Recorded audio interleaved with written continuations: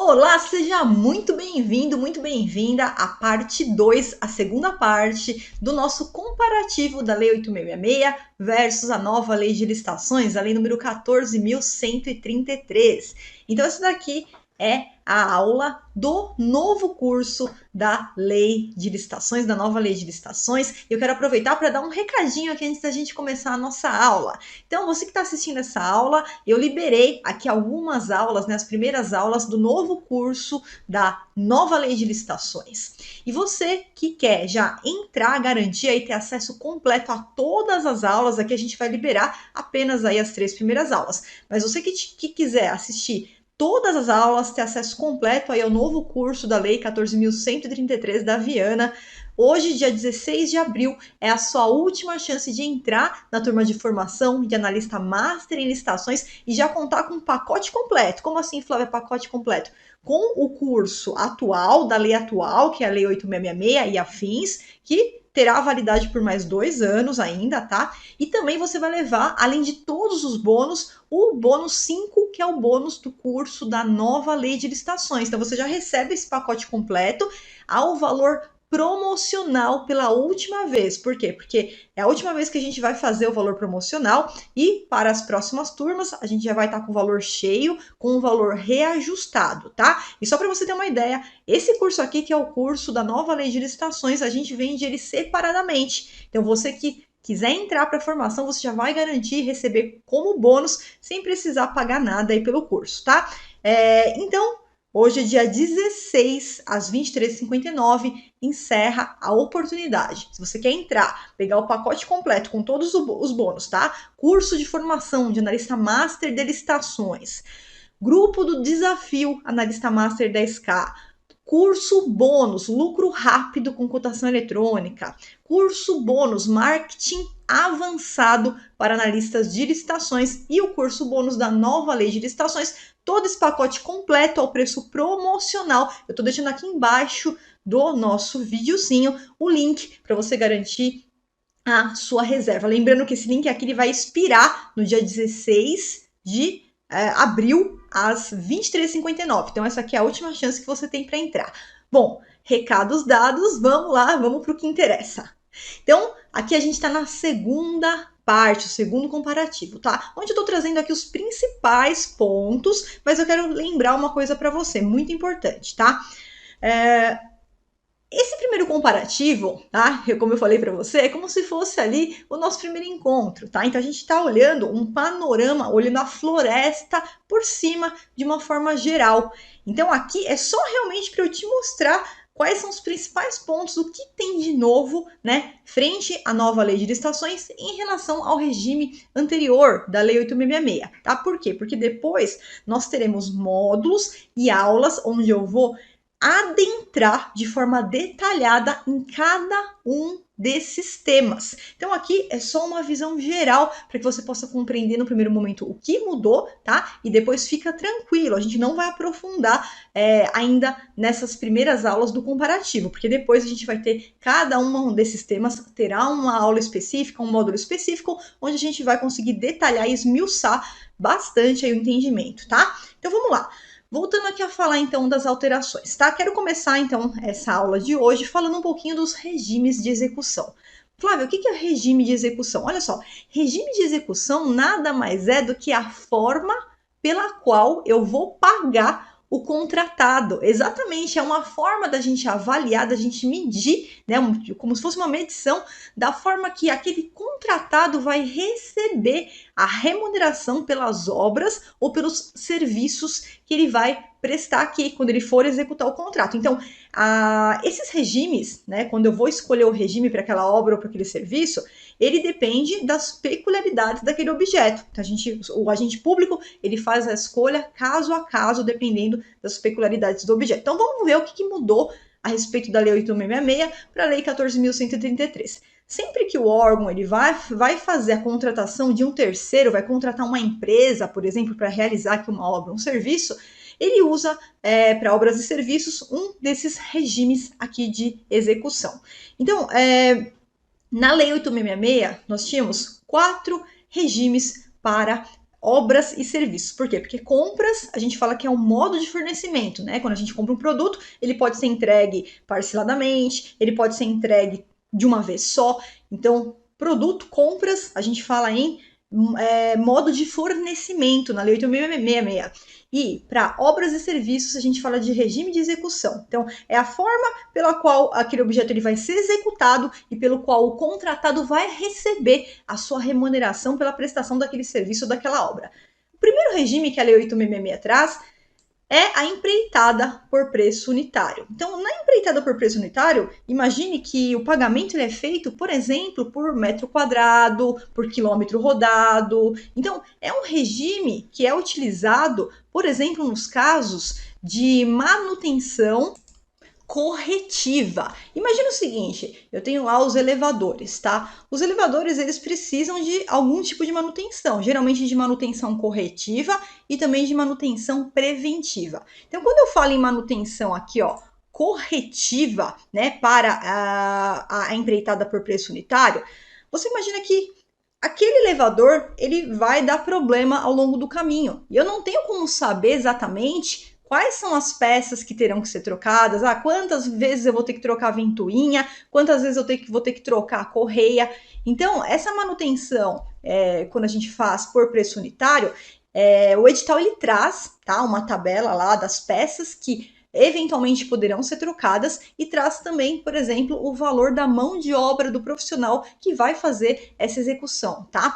E aí, como é que é feito o pagamento? Então, normalmente, tá, no final ali do mês, a gente faz uma avaliação, uma medição do que foi feito, quais foram as peças que foram trocadas, qual foi o valor da mão de obra pelos serviços, e o contratado ele vai receber efetivamente aquilo que ele fez, aquilo que foi concluído. A gente faz uma avaliação, a gente faz uma medição, uma avaliação dos serviços ali que foram prestados. Isso significa que o contratado ele pode até receber cada mês um valor diferente, tá? Mas dentro do que foi acordado, quando ele participou da licitação, né, ele elaborou a sua proposta e esses preços eles já estão previamente fixados, tanto para as peças quanto para os serviços. Então, a manutenção corretiva é um dos exemplos que a gente pode fazer aqui por preço unitário. Agora, empreitada por preço global. No caso da empreitada por preço global, a gente fecha o contrato por um valor cheio, tá? Um valor ali pela execução total. Então, por exemplo, no caso da manutenção dos elevadores, a gente pode falar da manutenção preventiva. Por quê? Manutenção preventiva significa que todo mês tem que ir lá um técnico, dar uma olhadinha no elevador, fazer os ajustes, fazer a limpeza, e aí ele recebe um valor fixo por mês por conta dessas visitas, né? Então a gente fecha um preço global que ele vai receber ao final do mês ali pelos serviços prestados. Qual é a diferença para a empreitada integral? Bom, a empreitada integral ela é um pouco diferente, porque empreitada integral significa que você vai passar para a responsabilidade do contratado, daquela empresa que ganhou aquela licitação, aquele contrato, a integralidade do objeto. Então vamos supor o seguinte: vamos supor que você quer construir, né, o órgão público ali, ele vai construir uma faculdade, tá? Vai construir ali uma universidade. Bom, quando ele vai fazer a construção da universidade, se você falasse o seguinte, olha, eu vou contratar aqui uma empresa para fazer a construção do prédio da faculdade. Se você vai contratar só o prédio da faculdade, isso não é empreitada integral, tá? Você vai contratar por empreitada por preço global. Por quê? Porque a empreitada integral não é só o prédio. A empreitada integral ela teria que fazer tudo, a construção civil, ia ter que subir o prédio da faculdade e, além disso, ela vai ter que colocar dentro ali do prédio todos os equipamentos necessários para que entregue para o órgão, a faculdade, a universidade já pronta para o uso, 100% pronta para o uso. Então, além de construir o prédio, ele tem que colocar lá o mobiliário, as carteiras, as mesas, vai ter que colocar todos os utensílios, né, todos os equipamentos necessários para fazer entrega para o órgão público, a gente tem uma expressão que a gente fala que é chave na mão ou virar a chave, trazendo a ideia de que, olha, tá aqui, eu fiz tudo, desde a preparação do solo, desde a construção ali do prédio, já coloquei todo o mobiliário, todos os equipamentos ali dentro, tá aqui, pode usar. Então já entrega aquela faculdade, aquela universidade em perfeitas condições de uso, tá? E o regime de tarefa, que é um regime muito pouco utilizado, mas que existe na Lei 8666, que é um regime utilizado para a contratação de mão de obra para pequenos trabalhos, tá? Com ou sem o fornecimento de materiais. Por exemplo, um pequeno serviço aqui de pintura, um pequeno serviço aí de jardinagem, algo que não tem complexidade, que consegue ser feito ali facilmente, tá? Mas o regime de tarefa ele acaba sendo muito pouco utilizado. Aí qual que é a diferença para a Lei 14.133? Bom, a Lei 14.133 ela continua prevendo a empreitada por preço unitário, continua prevendo a empreitada por preço global, continua a previsão da empreitada integral. Quais são as novidades? Contratação, e a contratação por tarefa também, né? O legislador ele acabou perdendo uma chance de tirar a tarefa daí, mas por algum motivo continuou. Aí o que ficou, tá? Quais são as novidades? As novidades são esses 3 novos regimes: contratação integrada, contratação semi-integrada e fornecimento e prestação de serviço associado. Então vamos olhar aqui rapidamente cada um deles, lembrando que depois a gente vai ter aulas específicas onde a gente vai aprofundar esses entendimentos, tá? Então, regime de contratação integrada. Esse regime aqui, ele não é novidade porque ele já existia no regime diferenciado de contratações, tá? Não existia na 8666, não existia também na lei das estatais. Qual que é a novidade em relação a ele? Primeiro ponto, ele é um regime que ele vai ser utilizado só para obras e serviços de engenharia, tá? Então não é um regime que a gente pode utilizar ali para outros tipos, é para obras e serviços de engenharia, para esse objeto. A diferença aqui na contratação integrada é que quem ganhar a licitação, contratado, além de executar todo ali o empreendimento, ele também vai ser o responsável por fazer o projeto básico e também o projeto executivo. A administração ela só faz o anteprojeto de engenharia e deixa nas mãos do contratado. Claro que o projeto básico ele passa por uma aprovação nos termos do anteprojeto de engenharia, tudo certinho, mas passa para o contratado a possibilidade dele utilizar a expertise dele para de repente trazer soluções melhores e com custos mais reduzidos que vão realmente atender ali a necessidade da administração, tá? Então, na contratação integrada, a diferença é que o contratado ele vai fazer o projeto básico e ele também vai fazer o projeto executivo. A administração, ela faz o anteprojeto só e ele executa as demais tarefas, tá? Além disso, a contratação semi-integrada. A contratação semi-integrada também não é uma novidade porque ela existia na lei das estatais, tá? E qual que é a diferença da semi-integrada para a que a gente acabou de ver? Na semi-integrada é a administração pública que faz o projeto básico. Então, o que vai passar a ser critério, obrigação do contratado, tá? Além dele executar todo aquele empreendimento, tá? Obra ou serviço de engenharia também, ele é um regime que a gente vai aplicar para obras e serviços de engenharia, tá?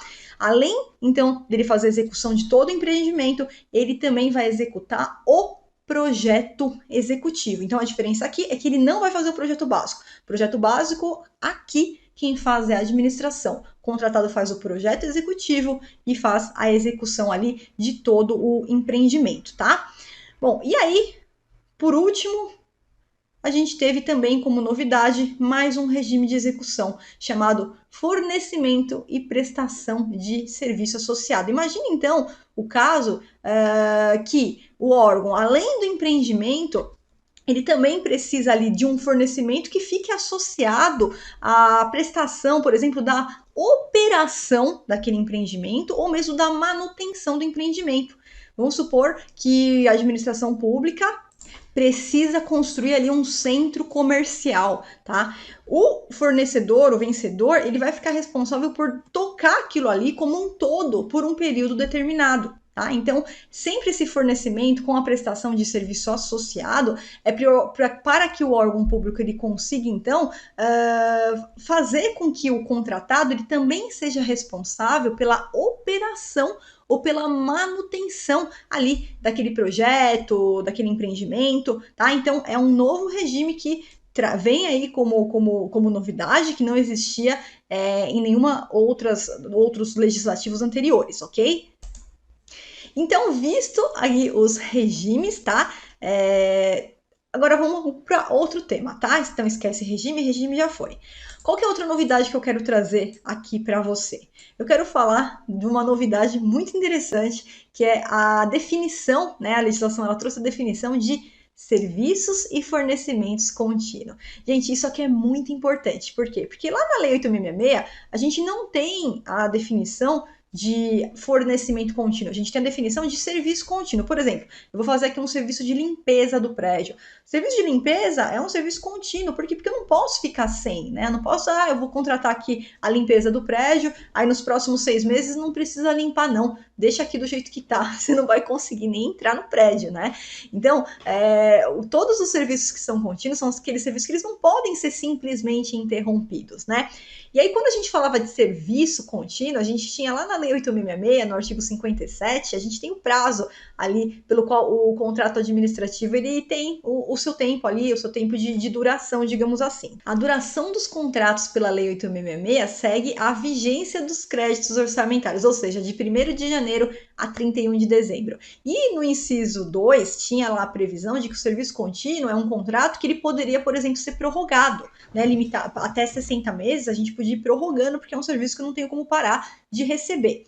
Só que quando a gente ia para a compra de produtos, mesmo produtos que não poderíamos parar de receber, a gente não conseguia aplicar essa técnica para fazer a prorrogação de um contrato de compra. E aí a gente tinha ali jurisprudência, né? E conseguimos ali com muito custo, de repente, com a jurisprudência, pensar numa analogia de serviço contínuo para fornecimento contínuo. Imagina o seguinte: aqueles kits para pessoas portadoras de HIV. Aqueles kits que eles precisam tomar, aqueles coquetéis, eles não podem parar, né? Não pode parar de receber. A pessoa tem que tomar de forma contínua. Poxa, e aí acontece um problema, não pode prorrogar ali o contrato, porque é um fornecimento, não é um serviço. Então a gente tinha esses problemas que eram resolvidos aí a duras penas.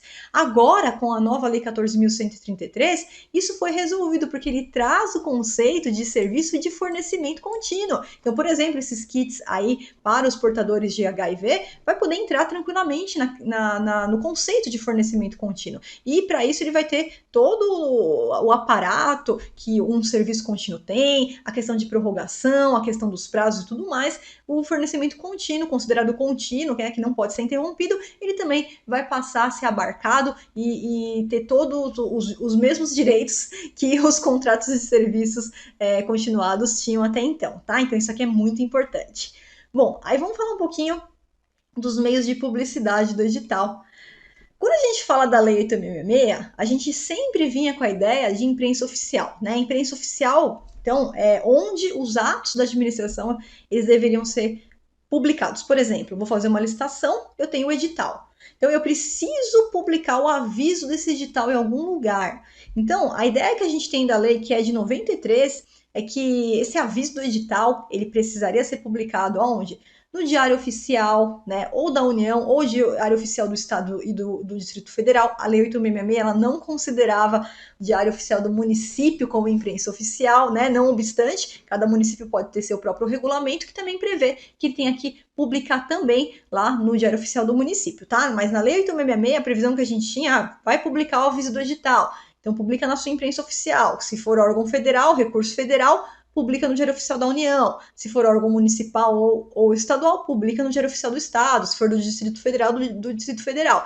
E além disso, adicionalmente, ele previa também publicação em jornal diário de grande circulação e outros meios, né? Então, por exemplo, internet. E a Lei 10.520, que é a Lei do Pregão, também tinha previsão para, aí sim, publicar no Diário Oficial do ente, Diário Oficial da União, ou do Estado, ou do município, jornal de circulação local, se não houver diário oficial, e também facultado a e-mails eletrônicos. E aí os decretos, né, os regulamentos, por exemplo, o decreto do pregão presencial, o decreto do pregão eletrônico, trazia ali os meios eletrônicos como pontos obrigatórios para que a esfera publicasse também ali na internet, né, nos sites ali do órgão e tudo mais. Bom, a ideia da imprensa oficial ela foi alterada, substituída pela ideia de virtualização. Tudo a gente conseguia encontrar de forma unificada e na internet. E aí o artigo 54 da lei, ele traz como obrigatório, né, a divulgação e a inclusão do edital inteirinho com todos os seus anexos, aonde? No Portal Nacional de Contratações Públicas, que é aquele portal que, sendo confeccionado aí pelo governo federal, vai ser um portal nacional, onde vão estar centralizados, unificados todos os editais de todas as licitações. Isso é muito importante, isso vai trazer uma segurança enorme para os fornecedores, onde eles possam buscar num lugar único todas as licitações que vão ocorrer, as licitações do seu interesse de todo o Brasil, tá? E além disso, ele facultou a divulgação adicional, quer dizer, Portal Nacional de Compras Públicas, obrigatório, e facultou a divulgação adicional do inteiro teor ali do edital no sítio eletrônico oficial do ente federativo, tá? Então aqui a gente está falando, ó, de um sítio do ente federativo. Então, um sítio, por exemplo, do estado, um sítio, por exemplo, do município. A princípio, não me parece que aqui é o sítio do órgão individualizado. Ah, posso publicar também no meu site como órgão individualizado? Só a prefeitura posso publicar no meu site? Claro que você pode. Mas também a ideia é que tenha também, de repente, um sítio eletrônico ali do ente, né, do estado, do município, e que a publicação também seja colocada ali. E ó, aqui de forma facultativa, foi o que a lei trouxe, tá? Nada impede que os estados e municípios tenham suas legislações próprias e obriguem a essa publicação lá no sítio do ente, ok? E ainda admitiu a divulgação direta a interessados. Imagina o seguinte, você tem um mail lá dos principais fornecedores, manda para o seu mail, ou tem ali o registro cadastral, e aí você manda para as empresas daquele segmento, daquele objeto que você vai licitar, tá? E além disso, a publicidade que após eu terminar a licitação, eu tenho que disponibilizar também lá no Portal Nacional de Contratações Públicas, tá? Todo o material aqui, ó. E se o órgão ou entidade responsável pela licitação entender cabível, também no sítio do ente, tá? Todos os documentos elaborados na fase preparatória que por algum motivo não tenham integrado o edital. Vamos supor que a gente fez uma licitação e lá eu deixei justificado, motivado que o orçamento seria sigiloso. Terminou a licitação, finalizei a homologação, eu vou ter que colocar todas essas informações na internet. Gente, isso aqui é muito interessante, por quê? Porque eu, né, trabalhando aqui dos dois lados da mesa, tanto com servidores públicos quanto com os fornecedores, analistas de licitações. E muitas vezes a gente quer fazer busca em processos que já passaram, né? Ou que estão em andamento, que está ali no meio do processo. A gente precisa sempre ficar pedindo vista aos autos do processo, né? Tem até um modelinho, quem é meu aluno tem acesso a esse modelo. Eu forneço um modelo de pedido de vistas aos autos registrados, mas com isso aqui, até isso vai ficar facilitado, né? O que a gente tem que ver é como que vai ser a cobrança disso aqui, se efetivamente vai ter cobrança, se os órgãos de controle vão cobrar, se não vai ser um artigo aí que vai constar na lei, mas que ninguém vai seguir, porque se realmente for seguido, isso é muito interessante, porque ele vai unificar ainda mais o acesso transparente a todas as informações de uma maneira geral, sem eu precisar até ficar pedindo vista aí aos autos do processo depois que passar esse período, depois que for disponibilizado, quer dizer, após a homologação. Então, isso aqui eu fiquei muito feliz com essa previsão, a gente só tem que aguardar se realmente isso aqui vai funcionar, se realmente isso daqui vai pegar, tá? Então, a gente teve uma alteração significativa a respeito da publicidade do edital, tá? Então a gente sai da ideia de imprensa oficial, a gente sai da ideia do jornal, a gente sai da ideia de publicação para ir para a internet, tá? Virtualização dos atos, perfeito? Bom, e além disso, o prazo de publicidade também foi modificado de uma forma muito substancial. Lá na lei 8666, a gente tem as modalidades clássicas de licitação, né? Concorrência, tomada de preços e convite. E a gente tem o pregão, que não está na lei 8666, mas vem ali da lei 10.520. E aqui a gente tem o prazo de publicidade desse edital. O que é o prazo de publicidade? É o prazo que eu publiquei o aviso do meu edital, e aí eu tenho que esperar determinado prazo para realizar a minha licitação. Então, nesse caso aqui, eu tinha ali estipulado vários tipos de prazos, dependendo da modalidade e dependendo do critério de julgamento que a gente usava para julgar aquela modalidade, se era melhor técnica, se era técnica e preço, se era menor preço. A gente tinha ali os prazos que eles iam variando, 45 dias, 30 dias, 15 dias, 5 dias úteis no caso do convite, e no pregão, 8 dias úteis, tá? A parte de prazo, ela foi modificada radicalmente. Então, lá no artigo 55 da nova lei, a gente tem os prazos, tá? Olha lá, para aquisição de bens, então por natureza do objeto.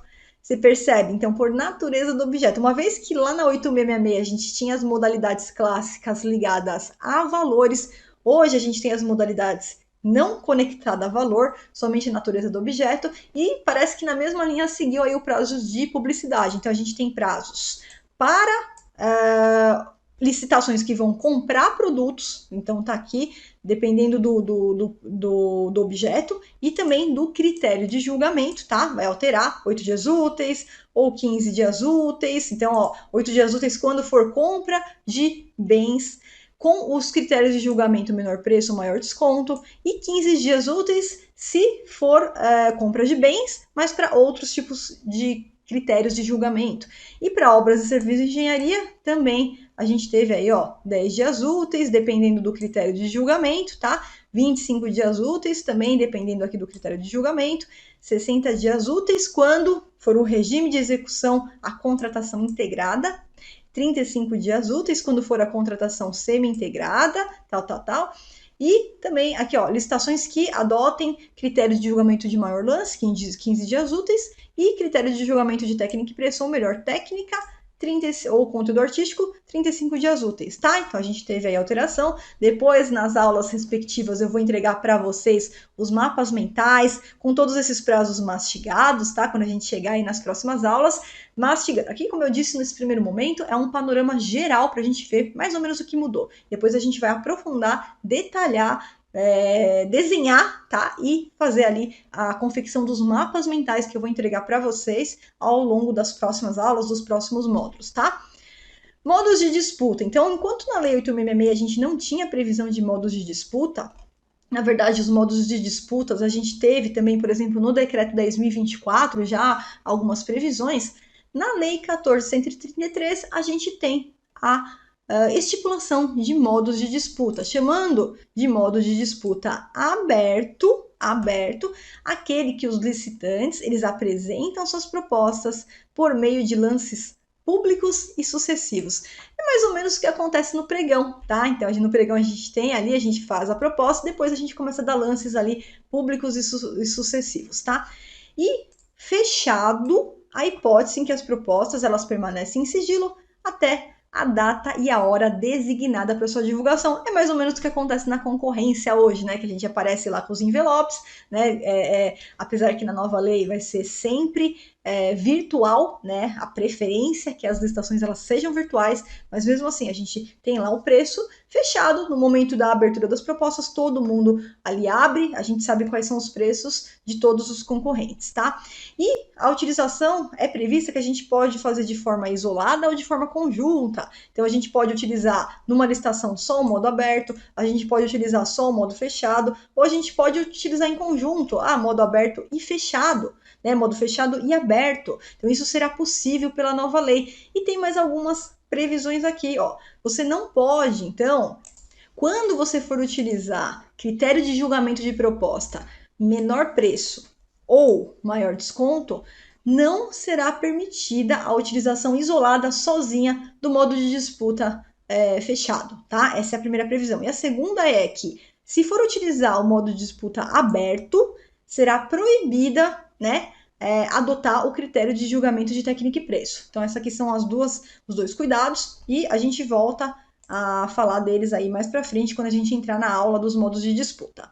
Um outro ponto importante que eu quero trazer para você é sobre a inexequibilidade do preço. Por quê? Quem me acompanha sabe que a gente tem uma aula onde eu ensino você a como calcular. É um cálculo complexo, é um cálculo não intuitivo, é um cálculo complicado, né? Mas a Lei 8.666, ela tem a previsão no artigo 48, parágrafo 1º, de um cálculo onde a gente faz o cálculo da proposta para identificar se por acaso os preços que foram apresentados nas licitações de menor preço para obras e serviços de engenharia são valores ali inexequíveis. Tem até toda uma discussão se esse cálculo é só para obras, serviços de engenharia, se aplicaria no pregão, no caso de serviços gerais, no caso de compras, tem lá toda uma discussão, tem corrente para os dois lados da mesa, enfim. Mas existe um cálculo e esse cálculo ele é bem complicadinho, tá? Eu tenho até uma aula que eu vou passando passo por passo, vou ensinando a fazer o cálculo ali, faço a conta matemática, tá?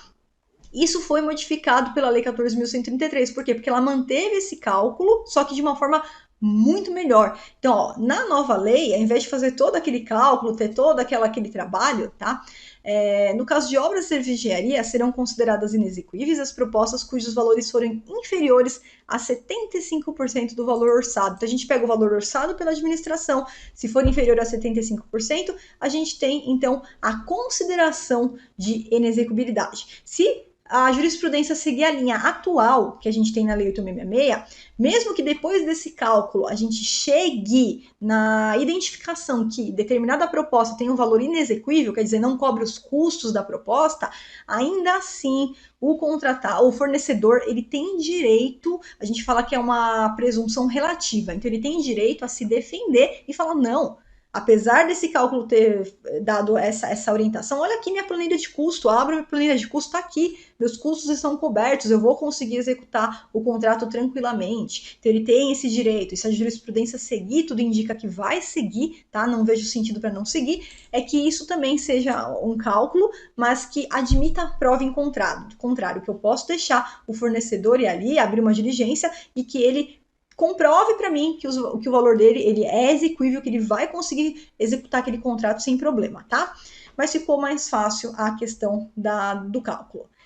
Empate de proposta. Gente, e aqui eu não estou falando do empate fictício, porque a gente tem a lei complementar número 123, que ela traz uma situação de empate ficto, ou seja, ele pega o primeiro colocado quando ele é um grande empresário, não é uma micro pequena empresa, e ele verifica se tem algum micro pequeno empresário dentro de um patamar, né? Se for modalidade clássica, até 10%, se for pregão, até 5%, onde ele vai ter direito a cobrir o valor do primeiro e tomar seu lugar. Não estou falando do desempate fictício, nós estamos falando de empate nominal. Na Lei 8.666, o empate nominal de empresas que estão exatamente no mesmo patamar, né, duas microempresas ou duas grandes empresas, é o empate real, tá? Ele traz ali algumas soluções, alguns critérios que a gente aplica para desempatar aquela situação ali na licitação. Então, por exemplo, a gente vai ver, dentre aquelas, vamos supor, dois grandes empresários empatados ali, tá? E esses dois grandes empresários, a gente vai ver se um deles produz o produto dele é produzido no Brasil, um é, o outro não é, então esse aqui ele já é o critério de desempate, ele já vai ganhar a licitação. Não, os dois são produzidos no Brasil, então vamos ver se é prestado por empresa, se a nacionalidade da empresa é brasileira. Então uma empresa é do Brasil, a outra é da Alemanha, ganha a empresa brasileira. Não, as duas são da Alemanha, as duas são do Brasil, continua empatado. E a gente vai numa carga de aplicação de critérios, tá? Um depois do outro, até que se nenhum desses critérios a gente conseguir chegar no resultado do desempate, tá? A gente vai para qual? Para o sorteio. O último é o sorteio, tá? O último é o sorteio. Então, apliquei todos os critérios na 8666, não cheguei, continuo empatadas fictamente, a gente faz um sorteio, tá? Nas estatais isso daqui já era um pouquinho diferente, que a gente já tinha ali critérios especiais para desempate, e inclusive com a previsão também do sorteio lá no final, mas as estatais, ela tem um critério um pouco mais intuitivo, um pouco mais simples de ser aplicado, por exemplo, tá empatado? Então vamos fazer o seguinte, todo mundo apresenta uma nova proposta fechada, só que já era batata que a gente conseguia desempatar, né? Ia ser muito azar as duas empresas darem exatamente o mesmo valor, com os mesmos centavos, né? Mas aí tinha alguns critérios aqui, né, para as estatais e tudo mais. E no pregão eletrônico, só deixando claro que como ainda a gente vai ter aplicação pelos próximos 2 anos, eu tomei como base aqui o sistema do Comprasnet, né? O Comprasnet, então a gente pode falar de empate em propostas no pregão se as propostas são cadastradas com o mesmo valor. Porque no momento da etapa de lance, o que vai acontecer? Você não vai conseguir dar um lance idêntico a um lance que já existe. O sistema aparece para você lá, ó, esse lance já está registrado, não pode, tá? Só que no Comprasnet, então, como é que funciona hoje no Comprasnet, tá? E aí cada sistema pode ter uma peculiaridade. No Comprasnet, então, são proibidos lances idênticos, não estou falando daquela proposta inicialmente cadastrada, aquela proposta que a gente cadastra antes de abrir o pregão, de repente lá pode ser que duas propostas sejam cadastradas ao mesmo preço, mas elas vão acabar desempatando na etapa de lances, tá? Que aí elas podem passar pelo processo de lances, só se ninguém der lances e continuar empatada, aí tudo bem. Aí a gente vai aplicar o que? A gente aplica todo esse critério aqui da mesma forma que eu passei para você da Lei 866, também se aplica ao pregão. A gente vai ver qual bem é produzido no Brasil, a gente vai ver qual empresa é nacional e a gente vai passar por todos os critérios A, B, C, D, E, tal. Não resolveu, a gente vai para o sorteio. É assim que acontece no pregão, que muita gente ainda faz errado hoje, vai direto para o sorteio. Não é para ir direto para o sorteio, tá? A Lei 866 ela é aplicada subsidiariamente no pregão também. Bom, e aí, o que acontece então? No pregão, quando dá então um empate de propostas, quando pode acontecer também? Então é possível que uma proposta ela esteja empatada na fase do cadastramento, como eu acabei de explicar para vocês, tá? Mas não será possível o empate na etapa de lances no modo aberto, tá? E nem na etapa aberta do modo aberto fechado. Então, no modo aberto, não tem como você vai tentar cadastrar um lance igual, ele não vai deixar, o sistema não vai deixar. E na etapa aberta do modo aberto e fechado vai acontecer a mesma coisa, tá? Agora, então, aberto, o empate de lances com o primeiro colocado. Porém, lances intermediários podem ser empatados, né? A proibição ao empate é para o primeiro lugar, o melhor lance. E na etapa fechada também pode ocorrer o empate do lance de prata. Então, isso aqui é exclusivo do Comprasnet, pessoal. Toma muito cuidado. O que significa? Não pode ocorrer empate do primeiro colocado, mas o Comprasnet ele está adaptado de uma forma que os lances intermediários, se a gente mandar um lance intermediário, acaba ficando numa situação de empate, aparece um sinalzinho para a gente ali que está empatado, tá? Você que está fazendo aí o curso no módulo 3, eu explico tudo isso daqui para você não se confundir, para você saber como proceder nesse caso, tá? E nesse caso aqui, então, o Comprasnet admite lances intermediários empatados. E na etapa fechada também pode ocorrer empate do lance de prata. O que é isso? Quando a gente passa pelo modo aberto e fechado, a gente tem ali um período que vai mandando os lances, mas quando chega na etapa fechada, o que acontece?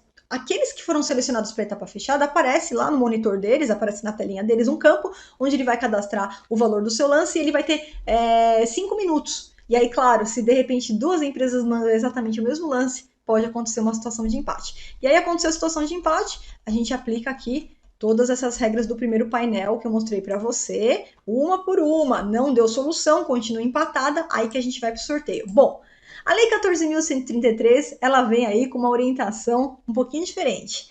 Então, primeiro, o empate ficto, isso daqui não muda, tá? Mas agora a gente vai para o empate real, duas empresas exatamente com o mesmo valor nominal, com o mesmo perfil, né, o mesmo porte. Então a gente vai criar algumas situações aqui de desempate. Então vai ter uma disputa final, os estantes eles podem apresentar uma nova proposta. Aqui a gente já resolve, eu acredito que olha, eu não posso falar 100% dos casos, mas eu acredito que muito próximo a isso, tá? Que é muito difícil ter o azar delas darem ali o mesmo valor. Depois a gente tem a possibilidade, se acontecer o azar das duas darem exatamente o mesmo valor, a gente vai para uma avaliação de desempenho contratual. O que é isso? Então, os órgãos eles têm registros cadastrais e eles vão ali adicionando no registro cadastral quem foi um bom contratado, quem executou a contento, quem não executou, e isso aqui também vai poder ser utilizado para critério de desempate. Vai poder usar como critério de desempate o licitante que tem ações de equidade entre homens e mulheres. Olha aqui a licitação entrando, então, como política pública, aquela questão do desenvolvimento nacional, engloba tudo, inclusive isso daqui, equidade entre homens e mulheres. Desenvolvimento de programas de integridade, programas de conformidade, mais um ponto, né, que a gente fala do desenvolvimento, também desenvolvimento nacional também engloba programa de integridade, programa de conformidade, uma preocupação que as empresas se adequem para isso, né, para a gente não ficar ouvindo falar em casos de corrupção, em casos de, não seria corrupção aqui, mas em casos de formação aí de cartéis, de maracutaias, não. Então toda essa preocupação da lei nesse sentido, tá? E aí, permanecendo o empate, depois que a gente aplicou todos os critérios, vamos supor que todas elas estão ali no mesmo patamar, todas elas desenvolveram aí ações de equidade, ou nenhuma delas desenvolveu, todas têm programas de integridade, aí permanecendo empate, a gente aplica os critérios de preferência. Aí vem aqui os critérios de preferência, igualdade de condições, se não houver desempate, será assegurada preferência sucessiva aos bens e produtos produzidos ou prestados por empresas estabelecidas no território, tal, tal, tal. Aí ele vem, ó, empresas brasileiras, empresas que investem em pesquisa, que comprovem a prática de mitigação, né, que são medidas para redução de recursos e emissões de gases. Bom, então a gente vai aplicando essas regras e não existe sorteio. Por quê? Porque, gente, vai ser impossível, depois de aplicar todas essas regras, né, ter alguém que vai continuar na situação de empatada. Então essa é a diferença, tá? E fica tranquilo que depois a gente vai ter uma aula só sobre empate real de propostas na nova lei, assim como eu tenho uma aula de empate real de propostas na Lei 8.666 no nosso curso, aí quem está na formação de analista master, quem está no licitações para servidores 5 e 1, tem uma aula só sobre isso. Eu também vou preparar uma aula de desempate de propostas para isso aqui ficar bem claro, ficar bem fácil aí você conseguir avaliar, tá? E depois a negociação. Então, a negociação a gente sabe que ela é feita pelo pregoeiro, é um dever ético ali, moral do pregoeiro realizar uma negociação, só em casos muito específicos, de repente o valor já está muito baixo, surge até uma dúvida se aquele valor é exequível ou inexequível, é outra coisa. Mas fora esse caso, terminou a etapa de lance, está ali com o primeiro colocado vencedor, o pregoeiro ele sempre vai ter o dever de fazer uma negociação, tentar chegar em valores mais vantajosos para o órgão. Não consta na Lei 8.666 a possibilidade de negociação.